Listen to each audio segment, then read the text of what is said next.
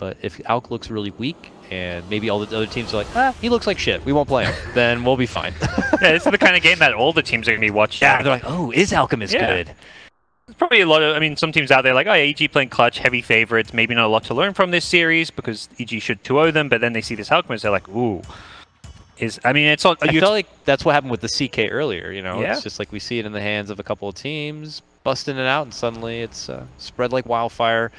Hope that doesn't happen with Alchemist, but that's just me. I'm very biased against Alchemist. Maybe some of you Alki fans out there, the dozens of you, you know, get excited. Some Chinese teams used to run Alk in more of the kind of feeding capacity of the item sharing. I mean, not the actual feeding that Dakota was talking about, giving the Ags. And yeah, he's got pretty good Ags recipients here because it's something that you want, for instance, on the Night Stalker, but that hero maybe takes more time to get that farm up if he doesn't have a good start. Same with the Faceless Void. Like, you see most offlane Voids, they don't really want to be farming in Aghanims until they're like 3rd or 4th item. And so if you can get that at a quick timing, like, just enables him that much more, reducing that cooldown on the Chronosphere. So if they do choose to go that direction, that's interesting. But also, like, there's kind of a lack of real burst damage on the side of Clutch. It's like mostly pretty sustain based, and Alchemist tends to do well against that. Oh, he's going to cut through the trees and try to make it, but Sumail is fast. He is going to look to dodge here. He hides through the trees. You know, Clutch Gamer is pretty heavy in with this 5-man first blood attempt. It looks like they will be able to get the upper hand onto Sumail. They catch him, and they will be able to bring him down. Trying to take him away from that early bounty rune. Leave the kill for Armel. Nicely done. He may still get a bounty rune, though. He respawns still with 10 seconds to go. He's pinging top. Yeah, it'll TP there.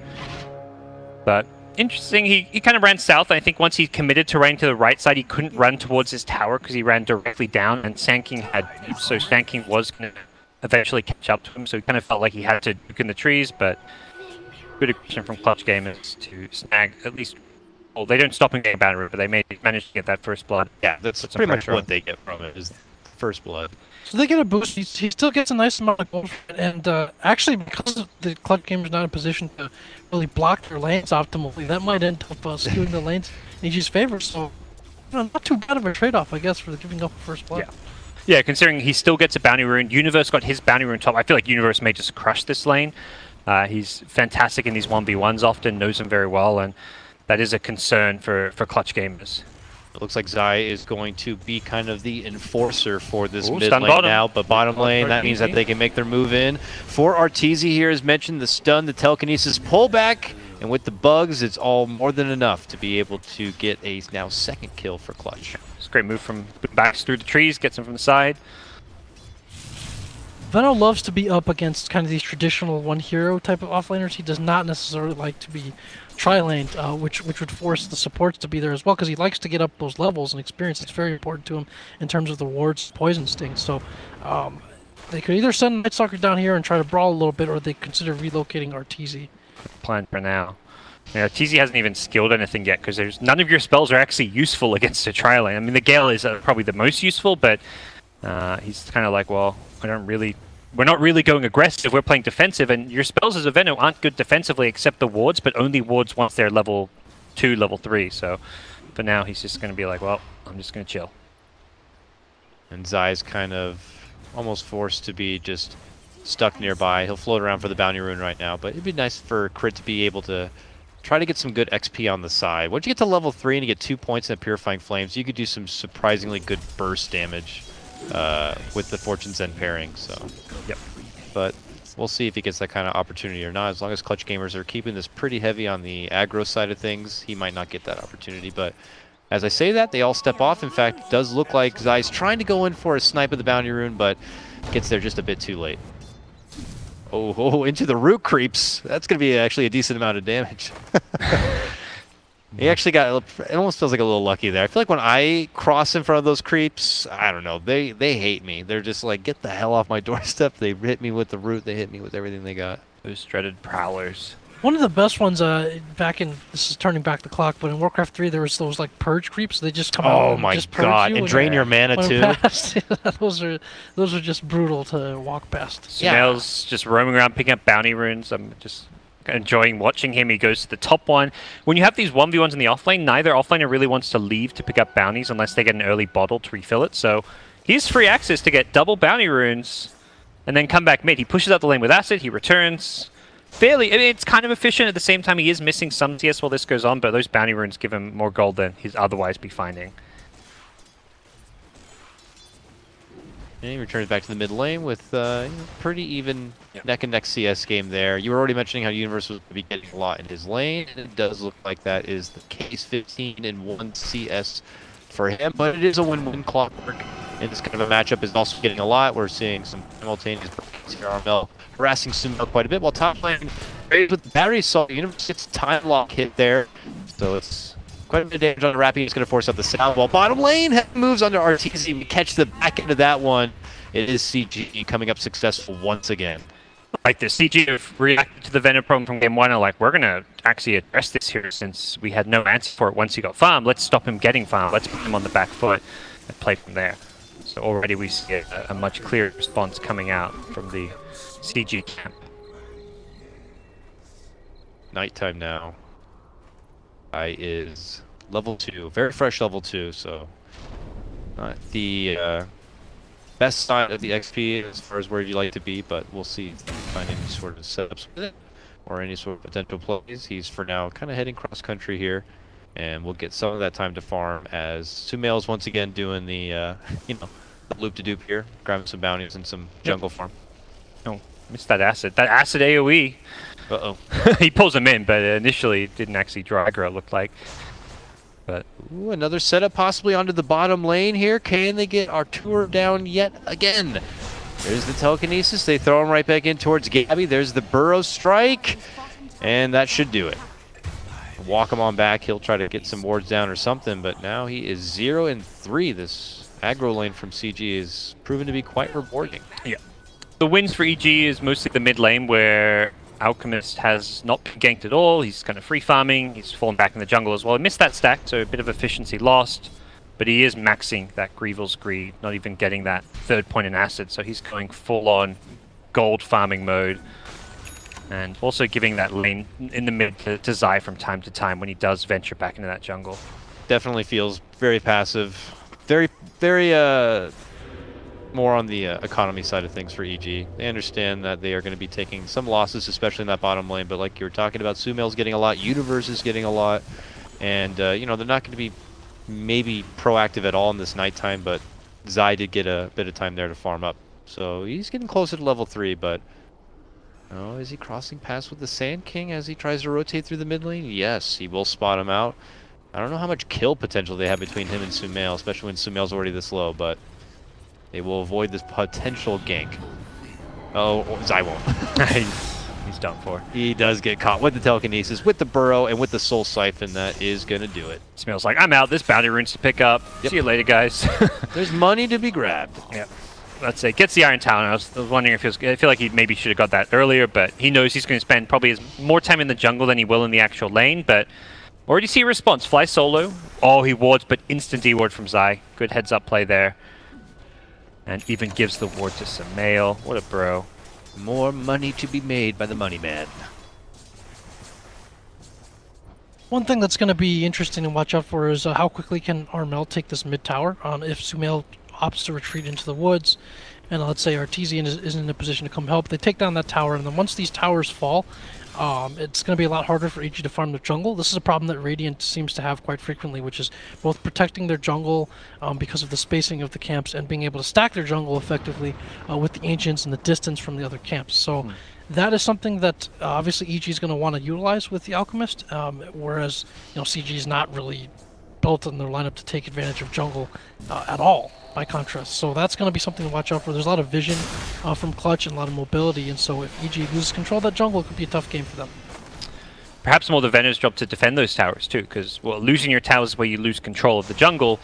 They need to try and stop that Death Prophet from taking early towers. The hero to do that isn't so much the Alchemist, but the Veno TPing in with Plague Wards to just set up camp and defend those. It's very hard to push into level 4 Plague Wards in that early stages of the game.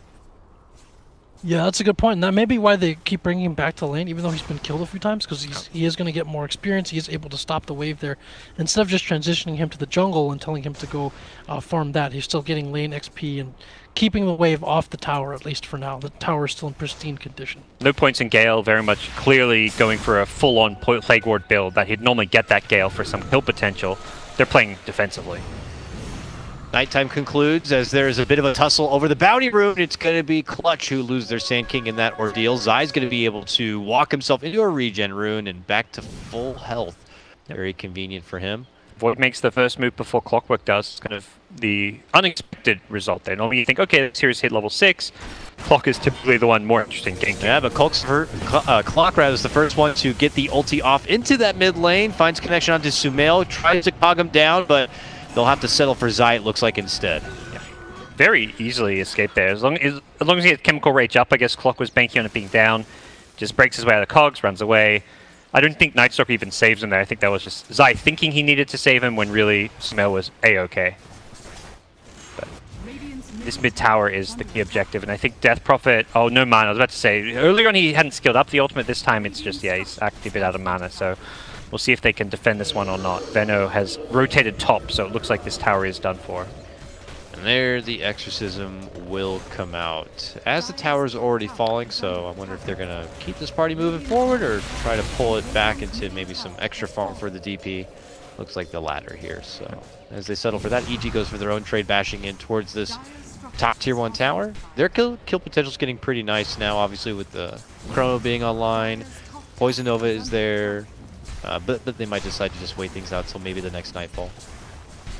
Yeah, EG's stabilized the lanes with Venno catching up. He's not going to get the Great Veil timing we saw last game, but he's still getting pretty good. Universe is recognizing that he had the 1v1 lane, he's farming well, he's going to go for a carry build, treads, Mask Madness. Ooh, good hop over the trees here from Rappy, gets the jump. Central Chrono. Onto Arteezy. Universe waits a bit. And they catch him with the telekinesis. He'll pull out the time walk now to be able to make it away. No point in silence there for Armel at level 9. That's very likely a kill onto... Oh, bottom lane. Zai getting in on some action. Gabby's able to get the jump on the crit, but it does cost him his own life. So that's not worth. Not worth at all. Suddenly Zai's level 5. He was looking kind of underleveled before that. But, yeah, I kind of don't mind the no silence because he'd been no mana for so long. I think he found a regen rune or shrined up, but he was often having mana problems, but definitely a scenario where having that one value point could have gotten a kill. As it stands, EG are going to be kind of playing the passive game. They're going to look to farm. It's up to Clutch Gamers. The onus is on them to get shit done. Okay, Zai might be the one that gets shit on, if you will. Here come the bugs. They start to clamp in, and that is when they make their move. Zai is going to be handled just a minute before the nighttime comes once again. So as he returns, expect him to TP in the lane and back to action. But hey, Clutch Gamers successful on their little big move, and might just turn this into some pressure onto a tier 1. Gonna get those +1s underway. The key thing for Clutch for me is using Exorcism every time it's up. Not just... A lot of times you'll have ultimate and you're happy to hold them. It's like a Black Hole. Like maybe you want to use it for a solo kill, but you're kind of happy just to continue farming and play a farm game with an Enigma and not use Black Hole. This game against an Alchemist with Death Prophet, you need to use that Exorcism almost immediately it's up. Go and push a lane, go and smoke up, go and do something. If they're farming, they're going to lose to the Alchemist. He's already 8k net worth, almost 2,500 ahead of the Death Prophet. Did I say Zai was going to die, TP back and get in action? I mean, die, come back, TP and die. But he does not go down totally in vain. It does look like Universe is able to use the Chrono and get a little bit of revenge, taking out the Rubik. But we're not done there yet. It looks like Gabby's trying to sweep in and get a hold of that 12-minute room, and he is. Snags it right under the nose of Sumail. And he grabs an Arcane Rune, too. Yummy. Not bad. The Night Stalker this game, the Zai Night Stalker has felt like just kind of the sacrificial lamb, but like it almost feels bad to kill him after Clutch, right? You're killing the wrong hero. Yeah, he's kind of like the poison pill. Like, all right, we'll settle for the Night Stalker. You know, it'll take us a little bit because he still is a Night Stalker, but we won't get a core out of it, and then we'll have to go back or reset our spells, and we can't keep fighting afterwards. Like, you see Zai in this kind of position quite a bit, I think. Didn't he say, one of the tournaments was like, you know, the time for fun is past, it's time for winning right now, and he was playing these kind of heroes maybe. I think that was Crit more. That's Crit? Crit's playing the 5. I think he's... Because he used to play 4 and moved to 5. Yeah, that would make sense too, yeah. I could have sworn it was, well, yeah, Might like one of them definitely saying that. I think it was Zai, actually. I don't recall exactly when, but, yeah, like... he often dies together with Crit to like make space for the laners and for the cores, and kind of feels like that this game. It doesn't feel bad that with these Night Stalker deaths, you know, they all seem pretty productive. That could apply to both of them. Both of them actually played 4 at some point. You know, Zai was on it before with PPD and stuff. So here's Zai, the man. Could be in a bit of trouble. He has nighttime now to try to juke things out. Whoa, nice sidestep, avoids the hook shot, but he does go down regardless. That's a fast blink. That's a 4th position Sanking with a blink. 13 minutes in.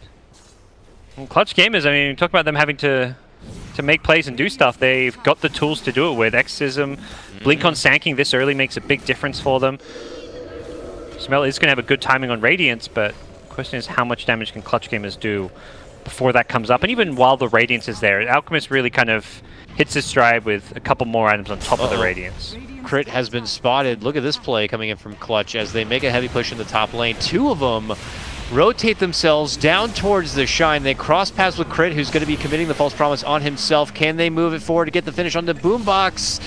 Yes, they will. Crit might die here. It looks like he will, eating too much damage there from Rappy. Meanwhile, Sumail getting a double kill, gets off the finish, while Universe sets up that chrono and gets the takedown of Clockwork. That's a big fight. Armel sticks out the top lane, doesn't TP in. Not sure if he had it up or not, but ultimately, the trade for EG there is really good. It looked like a scenario where you're just going to leave the Oracle to die. He ran into ward. He gets TP'd on. He's 100% dead, but EG decide to use it to set up a big team fight. They have all their ultimates, the Poison Nova, the Chrono. Alchemist was deciding that he was ready to fight as well. Had at least a couple points in his stun, so EG get a very favorable outcome as a result. This Alchemist is huge now. 11k, he has that Radiance done with the armlet. Pretty gross. And if you have the Alch factor, so if they do manage to take him down, it's a big bounty for him, but yeah, so big. They just don't have good heroes to burst Alch too. Like a farmed Alch you can maybe deal with if you've got like bursty heroes who can just can kill him fast before the Chemical Rage regen kicks in, but Death Prophet's kind of slowish. The Spirit Cipher, the Exorcism not bad. Sanking's probably the only hero that has some burst with Epicenter. But the rest of the lineup, Weaver is very bad against Alchemist, I'd say. You really want like the Lenas, the Ursas, these kind of heroes are what you want against Alch. Jump on him, bring him down, he doesn't get a chance to regen up from the Chemical Rage.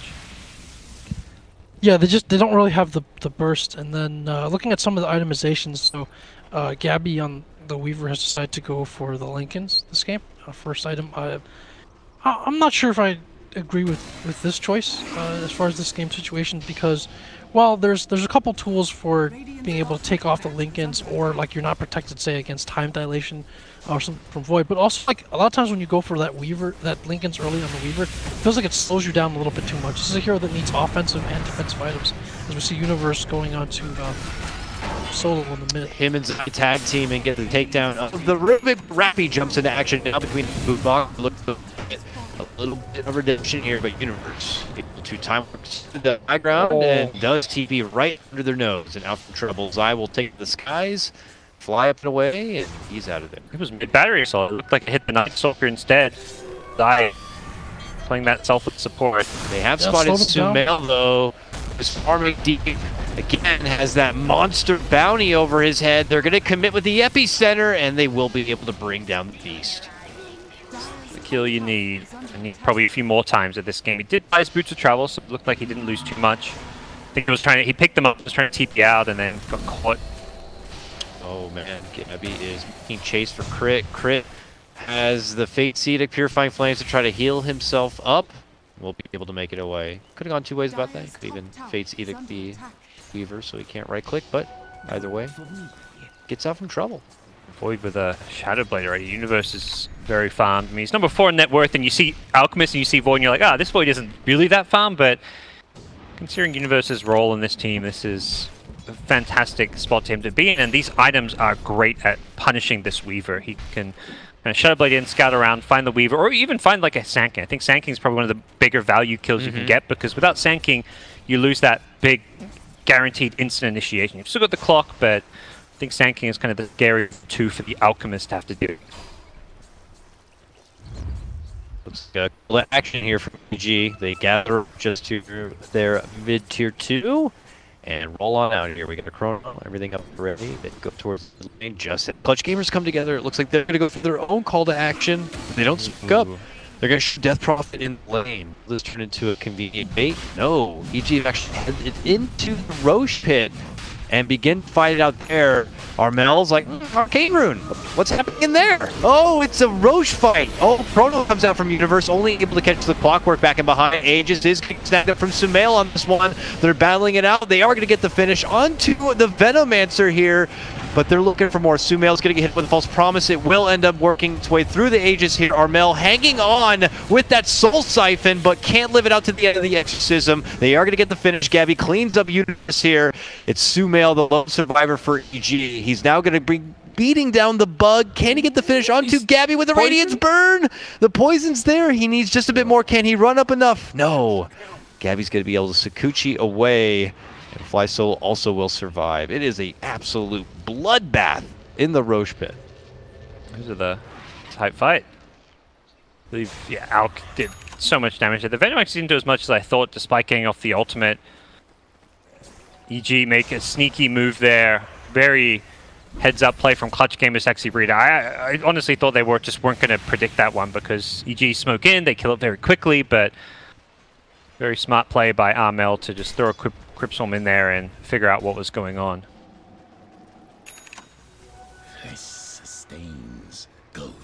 Now Clutcher back to the grind of farm for now. Gabby kind of attending to the bottom lane for just a little bit here, but he's going to be moving his way forward into a diffusal, it look like. So damage is going to be coming together a bit better, and he also has the BKB queued up right behind that too. So I feel like you can't feel too great about that fight though as Clutch. I mean, for one thing, you only get one more kill than your opponent, so you do break the Aegis right away, but it's an exorcism used not to take objectives, and Alchemist doesn't die. He's the key hero. He stays alive. He gets a lot of kills.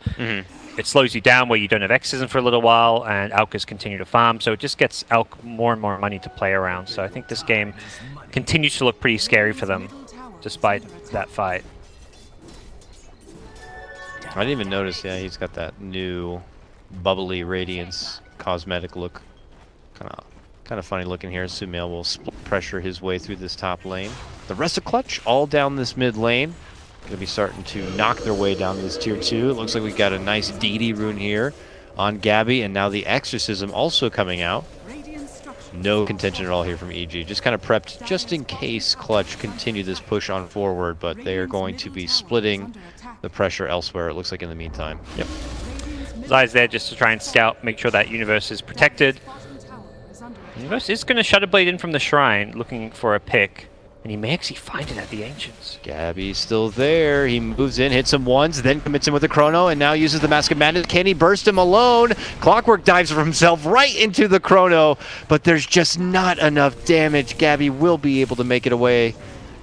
Zai tries to get the follow-up, but can't get it. Yeah, bit unfortunate, very close. Universe hoping for like maybe a bash towards the end of the Chrono, and he could get that kill if he kind of got that extra stun duration.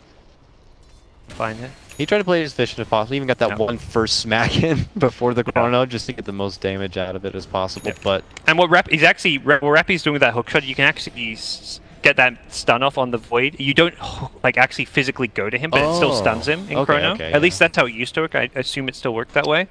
So he wasn't like, he didn't just like waste his hook shot there. But he missed it. He hit his teammate instead because Void kind of dodged it, it looked like. No, but that makes sense. That could stop like 1 or 2 right clicks. Yeah, exactly. Damage there. Prevent some damage out, but help time-lapse come off. EG rolling down deep through this top lane. You know they're doing it without the Chrono, but they're still looking for a fight. They're looking for a tier 2. They got the darkness and the vision to kind of get the upper hand, but now Death Prophet into action. No Exorcism. Starts things off early onto Sumail, but Sumail pops the ulti and begins to run back. Or EG going to totally withdraw from this one? Looks like it. Guess what they wanted to get out of that was, you know, Clutch Gamers at full attendance in the top lane. So, see where things go from here. EG just happy to keep farming. Sumail isn't quite at that full Alchemist level yet. They've got a lot of Ags they can pull. Who gets the first Ags, Jack? Where are you looking? I think maybe the, well, The Night Stalker is nowhere near it, so if they value vision, I think that's a pretty good choice at this point. If not, I'd just go straight for the Venomancer. Truthfully, he doesn't need to farm it himself. He's a little bit behind, and so that gives him some more tankiness and survivability. He does go for the XP gain talent, so once he gets to 18, that becomes a 60-second cooldown, which is a ton of damage. And also, CG, not the most durable of heroes in their lineup, and so buffed Gale is going to, buffed rather Poison Nova is going to be pretty strong against them. Yeah, no one has pipe complete. I saw a hood, but no pipe either. We'll have Nullfield later on. Currently no value point. Never personally a fan of these Rubik builds where you go 4-4-0. Okay, move in from Rappy as Zai's making the jump to fly solo, but yeah, Universe gets a good two-man connection. The Poison Nova follow makes the connection onto 3. Chrono was stolen. They get the lockdown on 2 as Gabby tries to put to work in onto Arteezy. Can they heal him through the damage? It looks like he's going to be fine. This fight belonging to EG here. Fly Solo finds an opportunity to TP out. He'll be good, but they take 3 hard shots. They will lose their death profit as EG make a successful jump in. That's such a sick Chrono. Finding the Sanking, and he even prioritizes the Sanking kill over everything else. I don't know if he had vision. I mean, Sanking was in fog in the trees. Maybe they'd scouted him with like a Plague Ward or something, but or like a Night Stalker, perhaps with his Hunter in the Night flying vision. But either way, making sure you just take the either gamble with it or you saw him and you make sure you catch him. Killing that Sanking is a key factor for that fight. And yeah, that Octarine is getting close to completion here for Sumail. Then you're at your own personal little critical mass. Disgusting Alchemist. Oh yeah. Probably see a Shiver's Guard after that. He definitely needs an armor item against the Weaver and Death Prophet ultimate. Oh, crit. Just slaughtered there. Really not much you can do. He has the Purge and also a Lincoln Steer. So this game's still really tough for EG. They have a lineup that doesn't have any room for errors because you lose a fight and then suddenly Death Prophet's on your high ground, breaking it with Exorcism. If you use ultimates and don't get kills, then this happens. You actually don't have Chronosphere for 30 seconds. Ooh, meanwhile, nice Amel has ult. Yeah, they caught Sumail here. We're on the other side of the wall with a good jump in. Can't quite get the finish, though. He's able to step off. Still has 20 seconds before the ulti will be able to kick in, and Clutch Gamers have already 180'd themselves out from the base. Fortunately, they commit for the kills that take a lot of damage. If they maybe just focused on sieging there, they could have at least gotten that tower down to half HP or something, but they saw an opportunity. You kill Sumail there, you force a buyback, or you perhaps just break it up in the game and take that tier 3, maybe get racks, or at least get some shrines after that. I think for Clutch, it's all about playing around the cooldowns. That Chronosphere, when it's down, you suddenly find yourself in a very strong position. If you've got Exum and they don't have Chrono, you're looking good. I was going to say now, EG have the options here. They could take things a bit more passively and just wait out for the Roche, take that, then move forward, or just take it right to Clutch Gamers. They don't have that Exorcism anymore. So it looks like they want to see if they can pressure through this top lane a bit, but Clutch are nowhere to be found. Already pushing out this bottom lane a bit and otherwise imploring their buddy-buddy system. Yep. But EG are going to be able to wait things till that Roche. It looks like, what's the timer? It's a short one. Just about 40 seconds or so. Yep, 40. Almost right on the button there. Good timing for them. Maybe get a tier 2 plus that. Dire's middle tower has fallen. See where EG go from here. This Alk is kind of that point where that lower cooldown Chemical Rage, much higher uptime. Not what it once was patches ago, but still pretty good. I mean, that with a false promise is pretty ridiculous. Yeah. He's even getting double that regen. It will feel like near impossible to kill him, and he's getting all that life steal from his spells and such. He is a Goliath. See his net worth though, it just still doesn't have that old Alchemist feel where it's like, man, he's 24k net worth, yeah, he's unkillable, he can take any fight he wants. It still feels like he has to play very cautiously.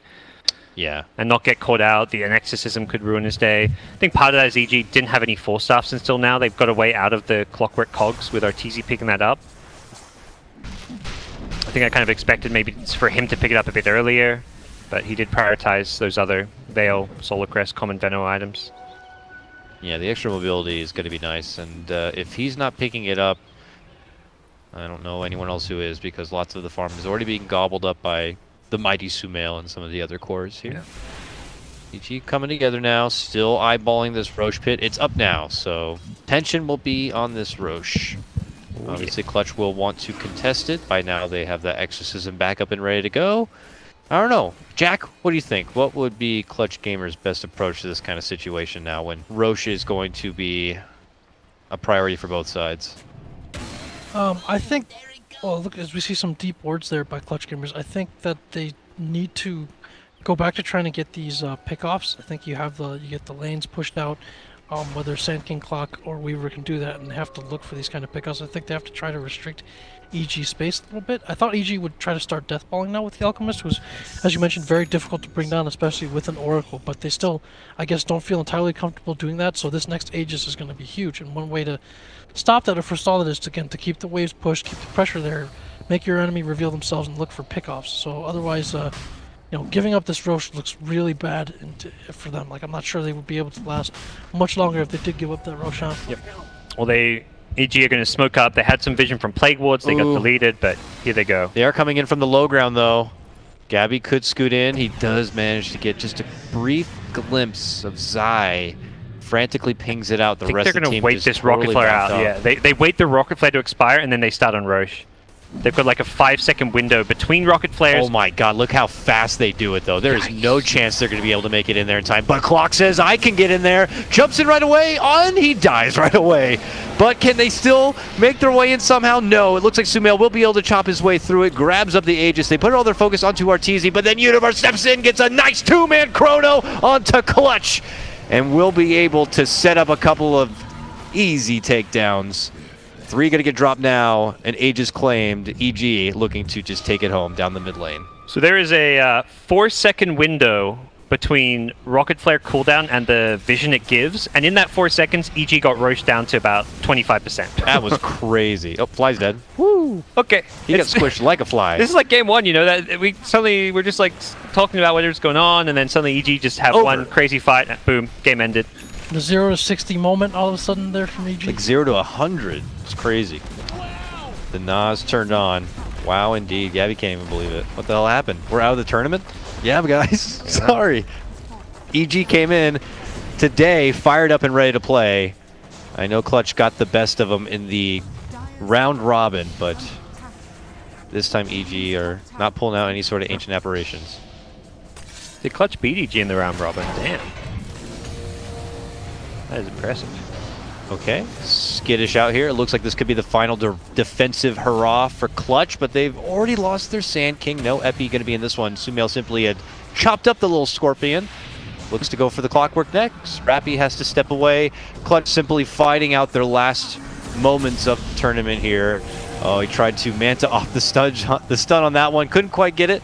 But Sumail alone can bully back all of Clutch here, while the rest of EG can step off. But they got to be feeling pretty good. It looks like EG will be able to move on and into the next round. And if I'm not mistaken, from what they were talking about earlier today, they don't flip the bracket in that first round. So that means OG are going to be going against EG next. That's hype. Woo. That's where EG starting in the lower bracket like completely changes the dynamic. Because I'd say EG is, even despite being 5th in the group stage, very clearly like top 2, top 3. I'd say like EG, LGD, and OG look like the 3 best teams.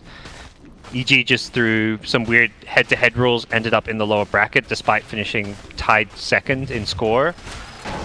Okay, well, I don't want to speak too soon. Clutch did manage to hold that top lane. EG stepped off, went for the Shrine, and now they're going to be able to jump onto Sumail. He gets hit with the False Promise, but this is not with his ulti. He didn't even try to pop it. He just knows that his Aegis is going to be there for him, and he might look to fight it out for his second line. Gabby trying to move him for the rest of them, but now they're hitting him up with the Burrow, with the Epi. He's trying to waltz his way through it. He even mantas it out, but can he still survive? Yes! All of his life now returning as he's able to walk away free. Now looking to return into action, Clutch Gamers. Oh boy, what have we gotten ourselves into now? Sumail's back, and he just quickly knocks down 2, gets a double kill, and just crushes the hopes of CG. Now he's pulling some ags. Well, Arteezy got fed up. He bought his own. He's like, all right, you're not going to give me an ags, I'll buy one. Freaking Sumail, always making me support him. But EG, yeah, at this point, I think we can safely say they're through to the next round to verse OG of all teams. Yeah, really, one of those 2 teams is going to get eliminated in the next round. Both prominents and favorites, even at TI, but this is going to be some good stuff. Chinese teams are going to be happy to see that. The two big bad foreign wolves coming over, the granddaddies as they might call them, coming over, and you know, one of them will be eliminated.